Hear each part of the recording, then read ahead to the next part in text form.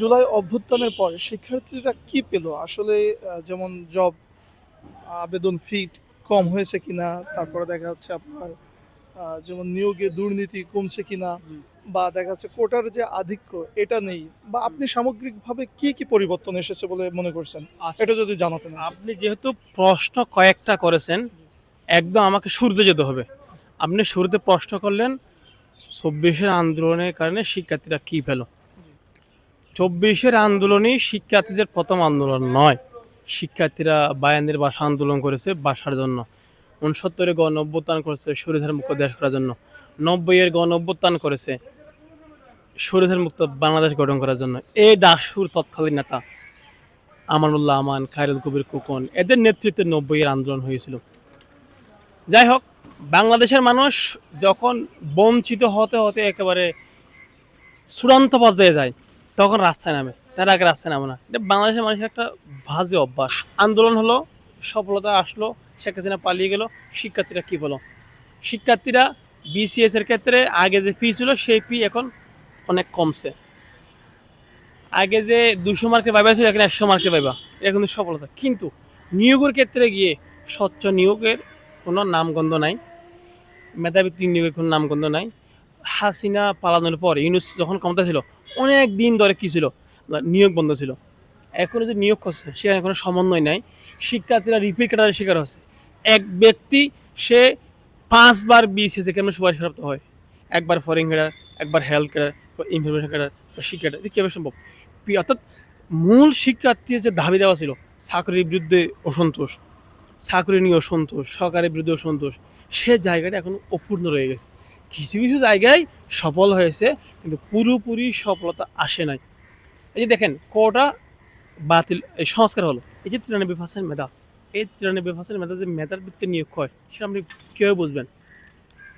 Number তো প্রকাশ করা হচ্ছে না।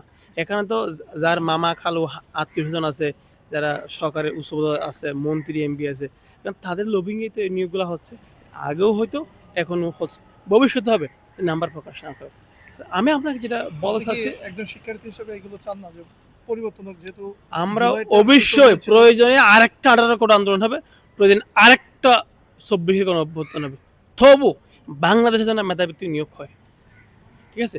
কুরবানির পশুর হাটে গরু ছাগল যেভাবে বিক্রি হয়, বাংলাদেশের সরকারি চাকরি সেভাবে বিক্রি হয়। বুঝতে পারছেন? এখান থেকে উত্তরণ পেতে হলে আপনাকে একটা মেরিটোক্রেসি গঠন করতে হবে। মেরিটোক্রেসি যদি আমি এই সমাজে এস্টাবলিশ করতে না পারেন, তাহলে ১৮ কোটি আন্দোলন, ২৪-এর আন্দোলন সব ব্যর্থ হবে। আমার দৃষ্টিতে আমি তো অ্যাকচুয়ালি যেটা আমি দেখতে পাচ্ছি ভিজিবিলিটিটা এখন আমরা দেখতে পাচ্ছি না, হয়তোবা সামনে আসবে আশা রাখছি। গভর্নমেন্টের অবশ্যই কিছু প্ল্যান আছে, নতুন গভর্নমেন্ট আসছেন। আর বিগত বছরগুলোতে কি হয়েছে না হয়েছে, যেহেতু ডিটেলস আমরা জনসাধারণ অ্যাকচুয়ালি অত ডেপথে আমাদের নলেজটা কম থাকে, বা আমাদের যে ইনফরমেশনগুলো শেয়ার করা হয় সেই বিষয়ে কিন্তু আমাদের আন্ডারস্ট্যান্ডিংগুলো ওইরকমভাবে প্রতিফলিত হয় না। তো সেক্ষেত্রে আশা রাখছি ভালো কিছু হবে, বাট এখন পর্যন্ত তো ওইরকমভাবে ভিজিবিলিটি ওইরকমভাবে দেখতে পাচ্ছি না। মেবি গভর্নমেন্টের প্ল্যানিং আছে, আশা রাখি সামনে একটা ভালো কিছু আসবে। প্রথমত আমার জানা মতে আমাদের বাংলাদেশের শিক্ষার্থীদের সবচেয়ে বড় অর্জন যেটা, সেটা হচ্ছে আমাদের হল সংস্কৃতি। বিশ্ববিদ্যালয়গুলোতে আমরা যেটা দেখেছি যে ছাত্ররা তাদের ছাত্র জীবনের শুরু থেকে মোটামুটি শেষ পর্যন্ত ক্ষমতাসীন দলের যে ছাত্র সংগঠন, তাদের আধিপত্যে তারা নিপীড়িত ছিল। তাদের কথা বলার অধিকার ছিল না, তাদের বাক স্বাধীনতা ছিল না। সেটার পরিপূর্ণ পরিবর্তন হয়েছে। তারা এখন কথা বলতে পারে, তারা যে কোনো অন্যায়ের বিরুদ্ধে হলের মধ্যে তারা প্রতিবাদ করতে পারে। এই যে একটা মুক্ত স্বাধীনতা, এটাই সবচেয়ে বড় অর্জন আমি মনে করি। আর বাকি যেগুলো, এগুলো তো আস্তে আস্তে ইনশাল্লাহ হয়ে যাবে। এখন প্রত্যাশার জায়গাটা অনেক বেশি ছিল সবসময়, অ্যাজ এ অলওয়েজ। গণঅভ্যুত্থানের পরে আমরা সবচেয়ে বড় প্রাপ্তির জায়গাটা হচ্ছে আসলে পরিবর্তনটা জুলাই গণঅভ্যুত্থানের ফলে যে তরুণ প্রজন্ম, চাকরির ক্ষেত্রে তো কিছুটা স্বচ্ছতা অবশ্যই এসেছে। জুলাই পরবর্তী সময়গুলোতে নিয়োগ হয়েছে, বিভিন্ন সরকারি চাকরির পরীক্ষাগুলোতে স্বচ্ছতা এসেছে। আগে যেভাবে পরীক্ষার আগে আসলে প্রশ্নগুলো ফাঁস করা হতো সেটা অনেকটা হলেও কমেছে।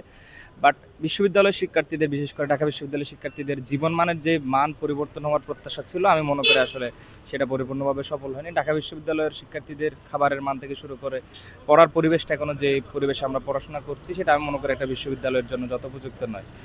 এর বাইরে প্রাতিষ্ঠানিক আসলে সংস্কারটা অনেক বেশি জরুরি। পিএসসি যাতে কখনোই আবার এটা আহ, দলীয় একটা নিয়োগ প্রক্রিয়ার একটা প্ল্যাটফর্ম হতে না পারে, সেটা আমাদেরকে অবশ্যই দাবি থাকবে। এবং এর বাইরে যদি দেখেন যে পরিবর্তন, শিক্ষার্থীদের যে পরিবর্তন, সেটা আমি মনে করি যদি চাকরির বাজারটাই না থাকে তাহলে আসলে চাকরিতে নিয়োগ প্রক্রিয়া তো পরের কথা। তা আমি মনে করি এই সরকার এবং প্রতিটা সরকারের জন্যই একটা বড় চ্যালেঞ্জ ছিল সবসময় একটা কর্মসংস্থান তৈরি করা। দেশে যে পরিমাণ প্রতি বছর গ্রাজুয়েট তৈরি হচ্ছে এবং অনেক বেশি বেকারত্ব বাড়ছে, সেই জায়গায় আনএমপ্লয়মেন্টের জায়গাগুলো দূর করার জন্য আমি মনে করি সরকার আরও বেশি মনোযোগী হওয়া উচিত এবং কর্মসংস্থান তৈরি করা উচিত। কর্মসংস্থান তৈরি করার ক্ষেত্রে যাতে সে আগের মতো কারো ব্যাকগ্রাউন্ড দেখেই শুধুমাত্র চাকরিতে নিয়োগ দেওয়া না হয়, বরং যোগ্যতাকে যাতে মাপকাঠি হিসেবে ধরা হয়, সেটা প্রত্যাশা থাকবে। আর ঢাকা বিশ্ববিদ্যালয়ের শিক্ষার্থী হিসেবে তো রাষ্ট্রের কাছে অনেক বেশি প্রত্যাশা থাকে যে রাষ্ট্রীয় প্রতিষ্ঠানগুলো একটু স্বয়ং হবে, স্বয়ংক্রিয় হবে, স্বাধীন হবে, সার্বভৌম হবে এবং দলীয় হস্তক্ষেপ মুক্ত হবে।